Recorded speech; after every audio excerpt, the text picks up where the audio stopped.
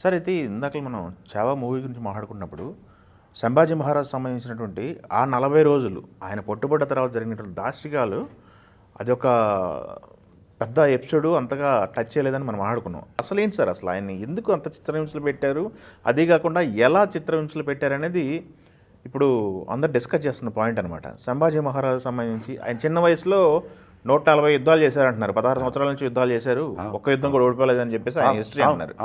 ఎలా జరిగింది, ఆయన పట్టించింది ఎవరు, అసలు ఎందుకు చిత్రహింసలు జరిగింది? పట్టించింది దాంట్లో సినిమాలో చూపిస్తాడు, అది కరెక్ట్. అది ఓకే, దాంట్లో మనమేమి సందేహపడాల్సిన అవసరం లే.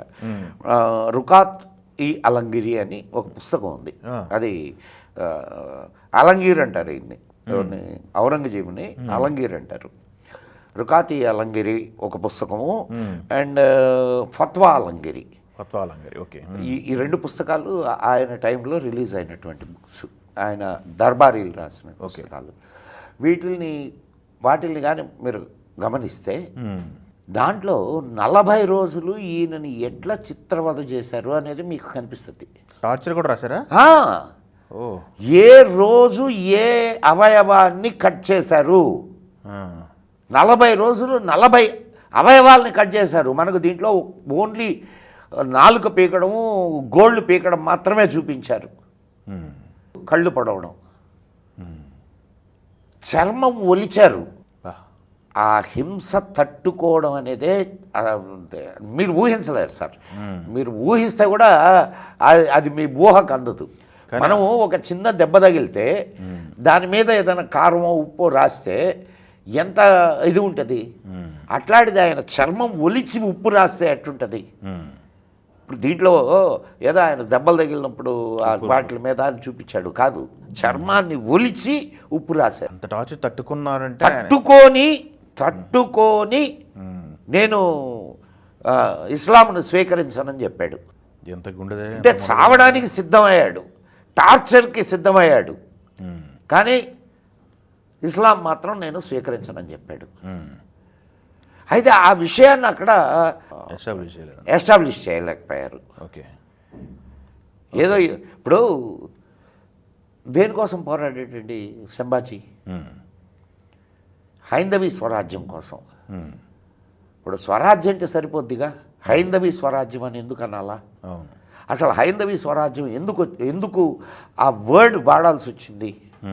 వీళ్ళు ఎంత భయంకరమైనటువంటి అరాచకాల్ని చేశారో మీరు ఊహించలేరు. ఓకే సార్, ఇంకొక చిన్న యాంగిల్ ఇక్కడ చెప్తాను. అంటే వాడు ఎంత క్రూరుడు అనేది.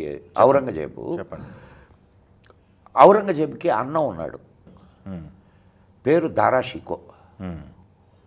చాలా గొప్పవాడు, చాలా చాలా అంటే సామరస్యంగా పోవాలా, అందరూ కలిసిమెలిసి బ్రతకాలి అనేటటువంటి ఆలోచన ఉన్నవాడు. షాజహాను వాణ్ణి రాజు చేయాలా అని కోరుకున్నాడు. ఈ దారాషికో కాశీకి వెళ్ళి కాశీలో పండితుల దగ్గర సంస్కృతం నేర్చుకొని ఉపనిషత్తుల్ని అరబ్బీలోకి ట్రాన్స్లేట్ చేయించినవాడు. కానీ ఇంకొక యాంగిల్ని అస్సలు టచ్ చేయలేదు ఇక్కడ. అది నేను ఐ టెల్ యూ హియర్. ఆ యాంగిల్ ఏంటంటే మొత్తం ముల్లా మౌల్వీలందరూ ఔరంగజేబ్ని ఇచ్చేశారు. అరే దారాషికో కానీ రాజు అయితే ఇంకా ఇస్లాం చచ్చిపోద్ది, కాబట్టి నువ్వు ఇస్లాంకి టేకేదారుగా ఉండి నువ్వు దాన్ని ఇచ్చేయన్నాడు. దారాషికో తల కట్ చేసి వాళ్ళ నాన్నకి పళ్ళెంలో పెట్టి పంపిస్తాడు ఔరంగజేబు. వాళ్ళ నాన్నని అప్పటికే ఖైదు చేసి ఉంటాడు. ఇంకేముంటుంది, బయట సొంత పైన అలా ఉంటాయి, ఇంకా బయట పైన ఏముంటుంది? వాళ్ళు ఒక్కొక్కళ్ళు నరహంతకులు సార్. బాబర్ నామా అని ఒకటి ఉన్నది తెలుసా మీకు పుస్తకం? బాబర్ నామాలో స్వయంగా రాసుకున్నారు. ఏది, హిందువుల తలలు నరికి వాళ్ళ శవాల గుట్టల పైన మీనార్లు నిర్మించారు. ఇంకా జనాలకి తెలియాల్సిన చరిత్ర చాలా ఉంది. అయితే మీకు నేను ఒక్కొక్క సంఘటన చెప్పుకుంటూ పోతే ఆనాటి ఇవి ఇప్పుడు మీరు ఈ సినిమాలో ఒక 10% టార్చర్ని మీకు వినిపిస్తే చూపిస్తే ఇంత ఇన్స్పైర్ అవుతున్నారు, కానీ వాళ్ళ చరిత్ర మొత్తాన్ని కానీ ఇది కానీ చూపిస్తే ఇంక పరిస్థితి ఎట్టుంటుందో ఆలోచించండి. ఎన్ని ఒడిదుడుకులకు తట్టుకుంటూ వచ్చిందో హిందూ సమాజం మీకు తెలియదు సార్. పెళ్ళి కాని ఆడపిల్ల దొరికితే ఎత్తుకుపోతారు, పెళ్ళి అయిన ఆడపిల్ల అయినా ఎత్తుకుపోతారు. ఆడవాళ్ళకు రక్షణ లేదు, సొమ్ముకు రక్షణ లేదు, ప్రాణాలకు రక్షణ లేదు. ఇది పరిపాలన. ఎప్పుడేం జరుగుతుందో తెలియదు, ప్రిపేర్ అయిపోయి ఉండాలి అందరూ అన్నిటికీ. సో అది ఆ 40 రోజుల ఇది మీరు ఒక్కొక్క రోజు ఏ అవయవాన్ని కట్ చేశారు, ఒక్కొక్క రోజు ఎట్లా టార్చర్ పెట్టారు అనేది కానీ మీకు ఇది చేయడం స్టార్ట్ చేస్తే అసలు ఇంకా అదొక అయితే ఇప్పుడు అట్లాంటివి చూపిస్తే సెన్సార్ ఒప్పుకోదు. అవునవును. సినిమా వాళ్ళ ప్రాబ్లం, సినిమా కష్టాలు సినిమా వాళ్ళకు ఉంటాయి. అవును. కాబట్టి చూపించినంత వరకు మాత్రం ఓకే కరెక్ట్గా చూపించారు. అండ్ చాలా వరకు అండ్ ఇంకొక చిన్న విషయం ఇక్కడ నేను మీకు చెప్పాలి సార్, అది కూడా మనం మాట్లాడుకుందాం. చెప్పండి. ఇప్పుడు మన చరిత్రని రంగులు పీయడము, చరిత్రని ఇది చేయడమే కాకుండా, చరిత్రను చెడపడమే కాకుండా ఉన్న చరిత్రని మార్చి చెప్పినారు మన అంటే సో కాల్డ్ హిస్టోరియన్స్. ఓకే.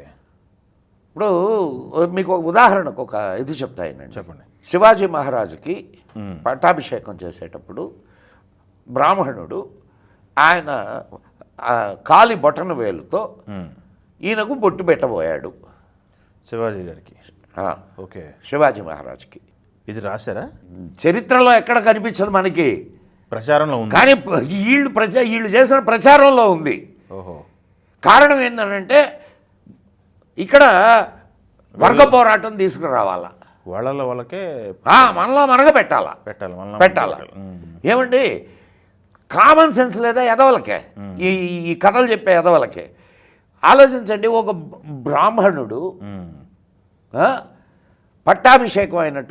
పట్టాభిషిక్తుడైనటువంటి రాజు, వీరుడు, హైందవీ సామ్రాజ్యాన్ని స్థాపించినటువంటి వాడు, ఆయన దగ్గరకు వెళ్ళడానికే భయపడి సస్తారే. అవును. అట్లాంటిది అంత సాహసం అది ఎంత అబ్సర్డ్గా ఉందో ఆలోచించండి. అదే. కానీ అది ప్రచారం చేయడం వలన చూడు బ్రాహ్మణులు నీచులు అని చెప్పేసి ఒకటి మొదలెడుతుంది. మనకి ఏ హిస్టరీ బుక్స్లో మనకు కనిపించదు ఇది.